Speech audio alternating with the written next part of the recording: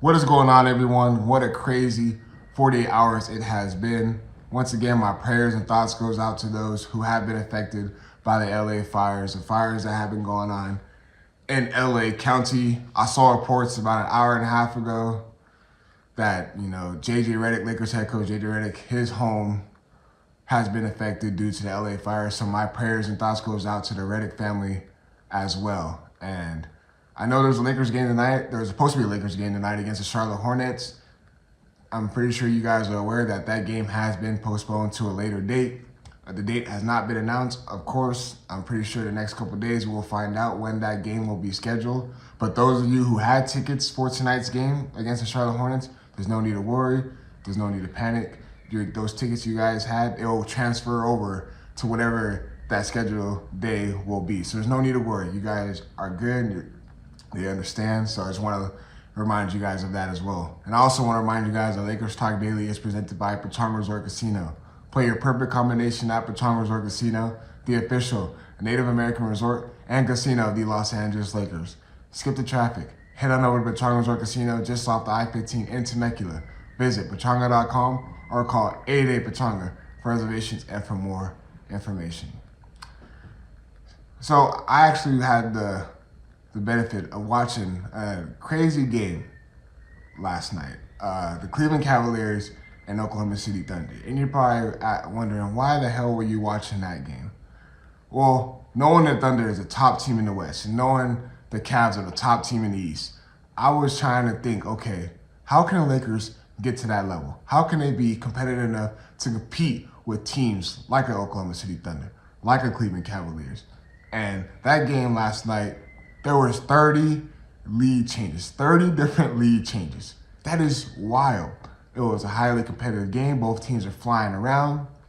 And when I look at this Lakers team, I compare it to both of those teams. The Cavaliers and Thunder have depth. They can go deep in their bench and there's no drop off. What I mean by drop off, that means the Cavaliers or Thunder, they're up by a certain amount of a good lead. There's no drop off. So these guys come in and they're ready to go. They're ready to produce. They're able to keep the lead going, or they're able to go in there and keep the energy and effort up there. We've seen certain games where the Lakers have played down to their opponent. There has been a drop-off when their rotational players do come in. We've seen it against the Dallas Mavericks, obviously, without both their star players. We've seen a drop-off in that second half. It just went from energy from here, started the first quarter, second half, you saw it start to go like this, and then drop off in that second half. One thing I realized about the Thunder and Cavaliers too is when they play against the weaker opponents in the NBA, they take care of business. They put them away. The Lakers have struggled against teams who have been below 500 or who sit around 500. They struggle against games like that. They don't really get out to big leads and jump out and punch them right in the mouth early in the game. The Cavaliers and Thunder, teams like that, they put their opponents away. We've seen the Lakers struggle against the Cavaliers. They lost to them twice. The Cavaliers already won the season series against the Cleveland Cavaliers. We already know the fans have been urging the Lakers to get another big man. Jackson Hayes, watching him that last game against the Dallas Mavericks, he gets into a lot of foul trouble, early foul trouble as well. And it's like, you want to be able to sit and rest Anthony Davis. You already have Finney Smith. The Lakers are trying to address that issue on the defensive end. So you bring in a guy like Finney Smith. He's starting to figure out his rhythm. He's starting to figure out his groove. So now I understand Lakers fans' urgency to want to find a big man. I know the Lakers have been targeting. There's been rumors that they're trying to target Walker Kessler.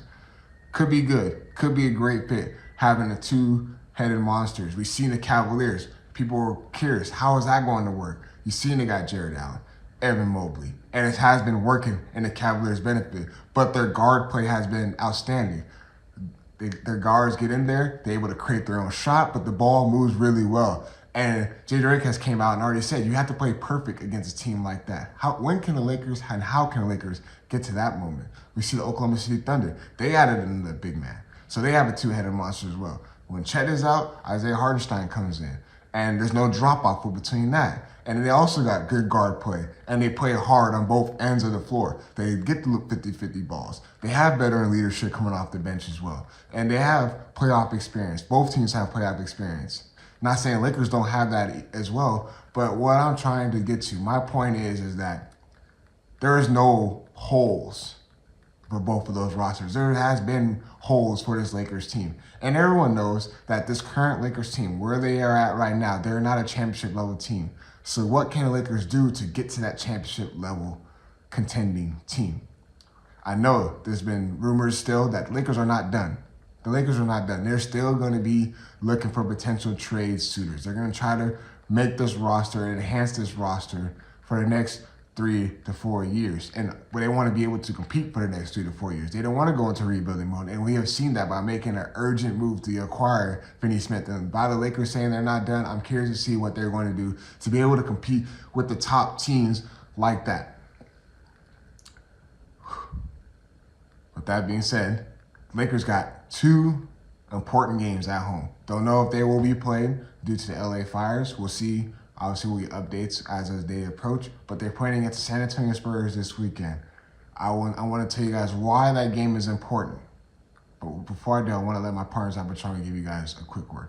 At Pechanga Resort Casino, you can rock and roll, sip and slide, twist and shout. Play your perfect combination at Pechanga Resort Casino, official Indian gaming sponsor of the Lakers. So I teased right before I let my partners at Pechanga give you guys a quick word that Lakers are playing against the Spurs. Why is this game important? Why are both of these games important? Well, the main reason why this is important, because if it was to come down to a tiebreaker for whatever instance, and the Lakers have the advantage, they won the season series against the Spurs, and they end up coming down with the same record, and you know, Lakers and Spurs haven't bounced around that 6 seed, 7 seed, whatever the case has been. And the Spurs are right there in the mix with the Lakers and a couple other Western Conference opponents. If the Lakers own the tiebreaker, they will be able to say if the Spurs and Lakers have the same record and they're in that 6 seed, they can avoid the play-in, and the Lakers have that season series victory over the Spurs. The Lakers will secure that 6th spot, and the Spurs will drop into that play-in tournament. That's how close and that's how important these games in the Western Conference are. We understand the fans want the Lakers to get out that play-in tournament. We are tired of seeing the Lakers be in that play-in tournament, have to get out of there and play hard in that just to make it into a seeding, to actually make it to the NBA playoffs. After you play in hard-fought games like that, just to make it in, then you got to go in a 7-game series and match up with these highly competitive teams. You already seen they match up with the Nuggets twice, and you've seen what that outcome has been. Now it's time for the Lakers to actually get into that playoff position and get into the right seeding and get into a right matchup. So that's why these games in the West is important. That's why having back-to-back home games against the Spurs and winning the season series is important, because that tiebreaker kind of separates the teams between the two. I'm not saying the Lakers and Spurs are going to end up in a tie with the same record towards the end of the season, but it could be likely knowing how close the Western Conference standings are. So that is generally why I feel like this game, if it is to be played this weekend and on Monday, why both these games are very important, especially when they're both at home. So once again, my prayers and thoughts goes out to those who have been affected by the LA fires. Please remain safe. Appreciate you guys for tuning in. I will talk to you guys tomorrow. Peace.